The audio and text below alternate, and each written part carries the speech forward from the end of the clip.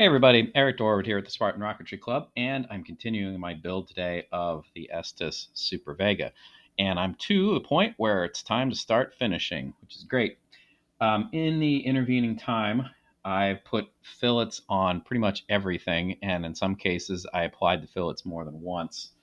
A couple of the joints here were not great. There was a lot of gap between them, so one fillet did a good job, but not quite enough. I also put sometimes multiple fillets here, depending, because I'm kind of concerned about that. Anyway, everything's all together.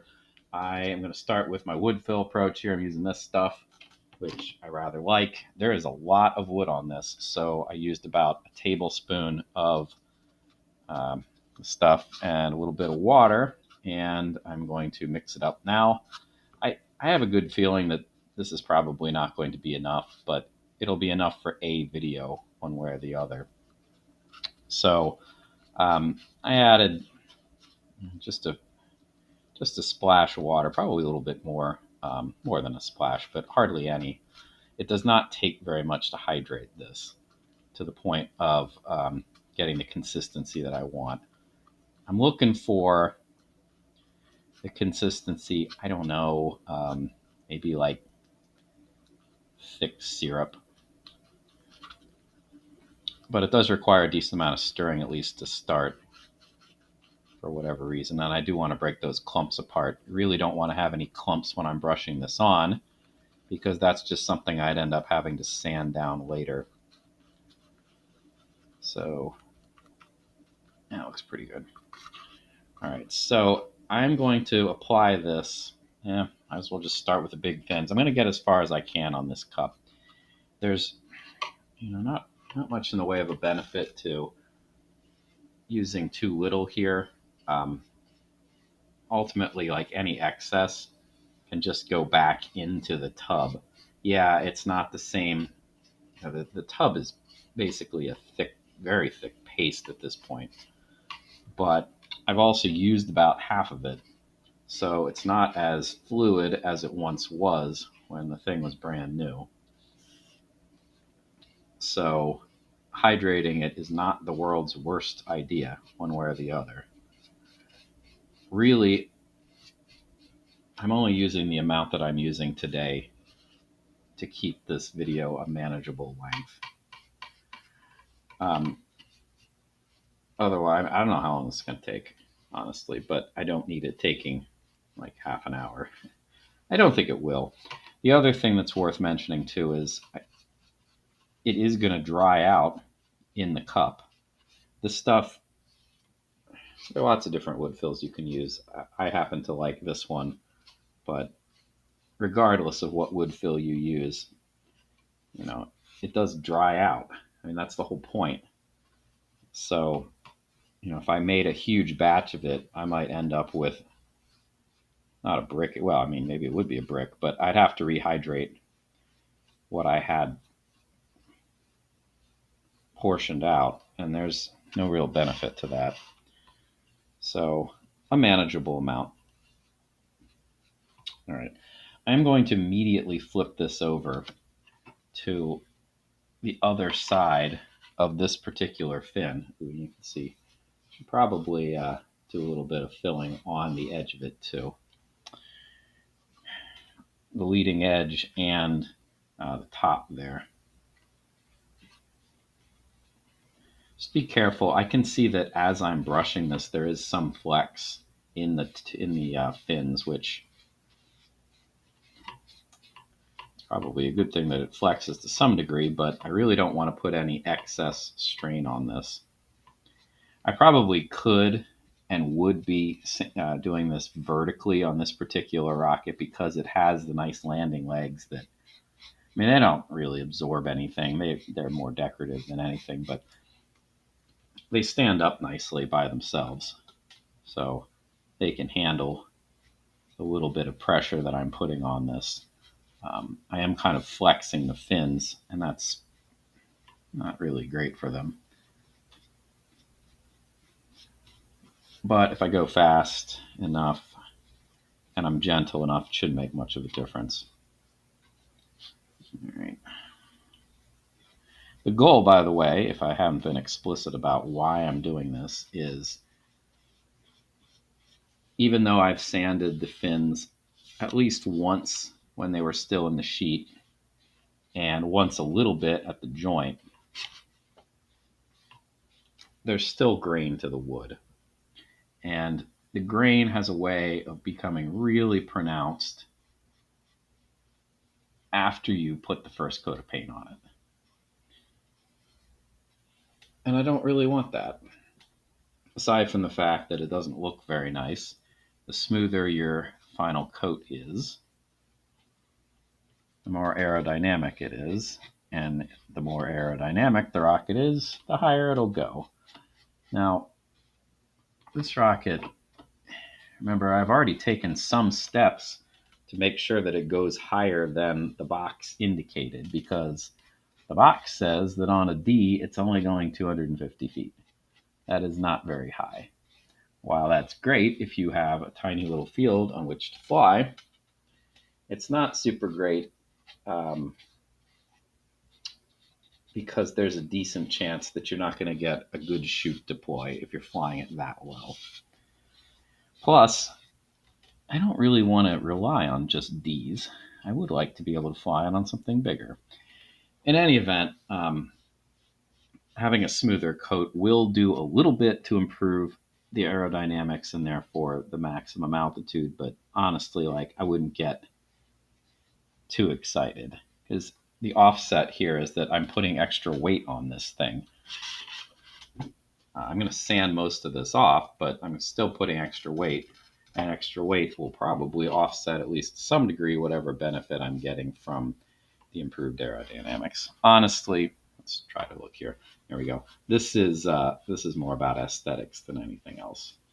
And considering this is a sci-fi cool looking kit, the aesthetics are really what my number one priority here is, more than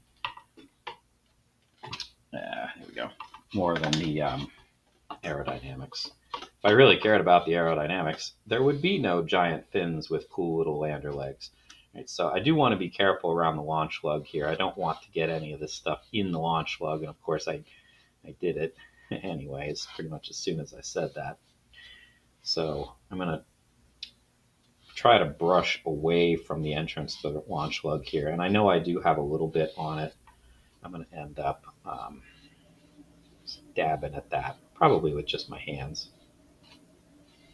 You'll notice too that I have gotten a decent amount of this onto the tube, which I'm not doing intentionally, at least not at this point. Got a little bit on my hands. I don't need any on my hands. Ultimately, though, there's nothing wrong with getting some of this stuff on the tube. In fact, that's how I frequently choose to get rid of the spiral in the tube if there happens to be a particularly noticeable one. I'm not really sure about this particular rocket, how noticeable the spiral is. It doesn't look too bad. At least I haven't noticed it. I mean, I can see where it is, obviously, but there are some tubes that are just incredibly noticeable. And on those, yeah, I'm gonna fill the spiral with this stuff. Which, by the way, all you really have to do that is just dab over like this, right in the spiral, and then brush it out. Brush it smooth anyway, not really out. So, like so. While again, I am interested in the aesthetics for this particular rocket as my number one priority, I don't know that I'm going to necessarily fill the tube, because the tube is going to have a lot of decals on it, so it's less of an issue. Now, of course, you do want to have a pretty flat tube in order to get the decals to stick nicely, so that's something to consider. But I think for the most part, a primer lay of spray paint might do the trick.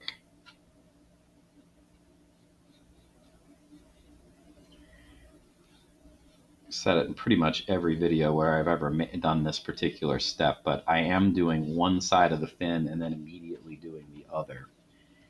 That is on purpose, and it's on purpose because this stuff is wet, and adding moisture to wood, balsa in particular, has a tendency to warp it.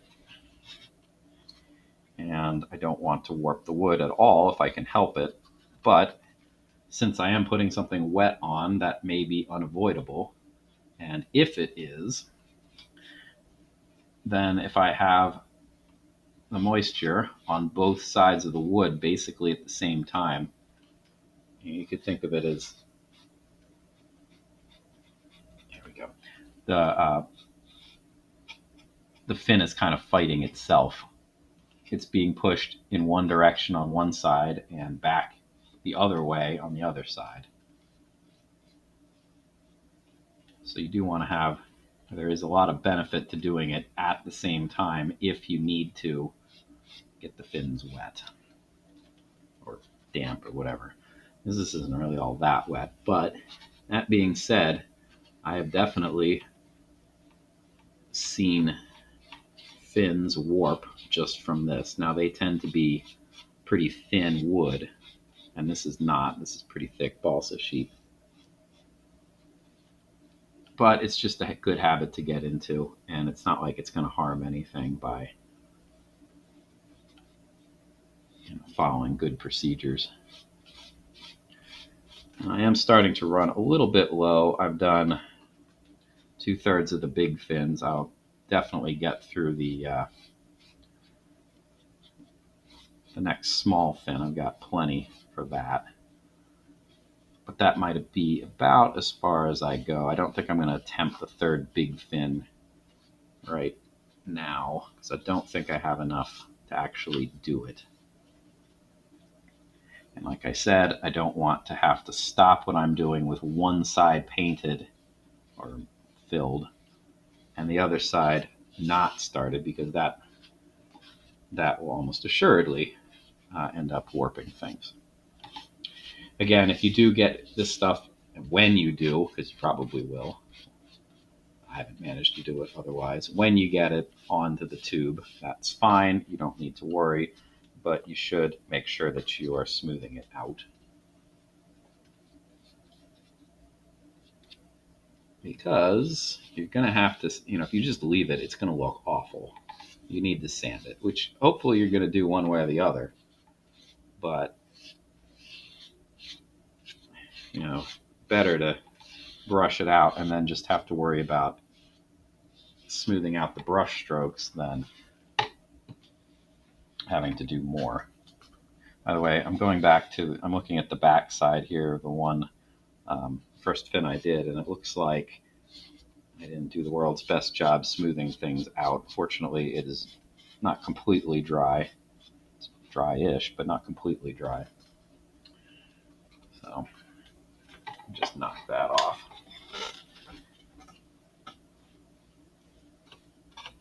This is not my favorite part of construction, honestly,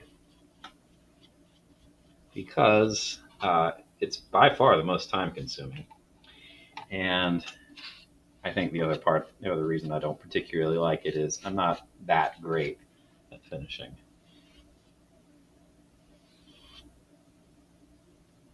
I'd like to think that I am pretty decent at the build part.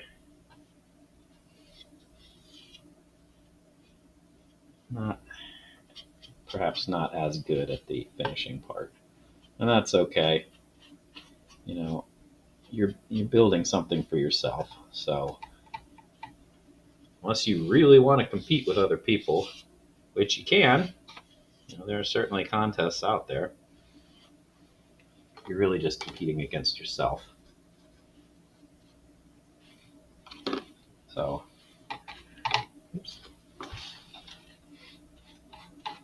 whatever you do, the goal is that you are pleased with it in the end. I think after this fin, I'm going to be, well, two things. One is my supply of wood fill here is getting on the dried outside, but it's also almost gone, so that's fine.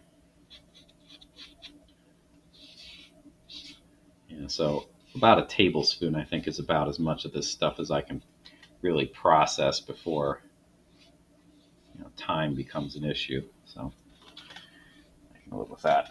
All right, last face.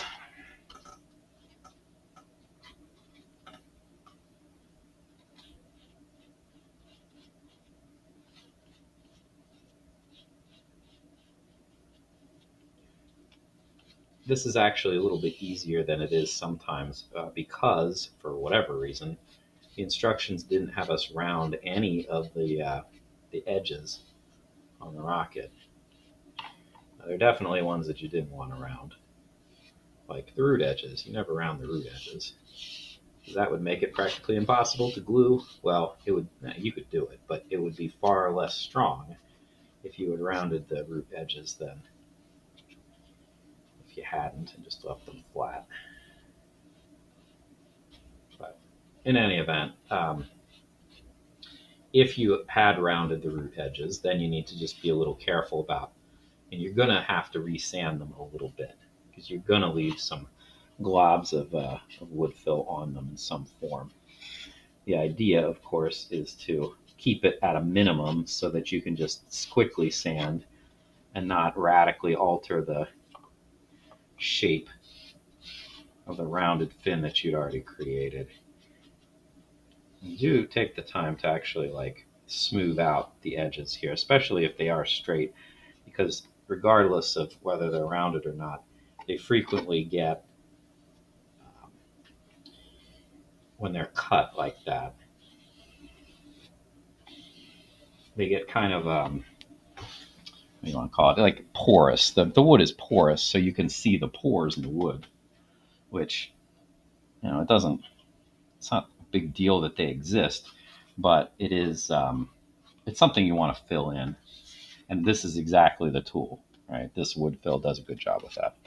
All right, so I've got most of this done. I have the little fins that are up front, and I've got this big fin left to do. I'll probably need about another half tablespoon of this stuff, but I'm going to let it go for now. I'm going to do the rest off camera.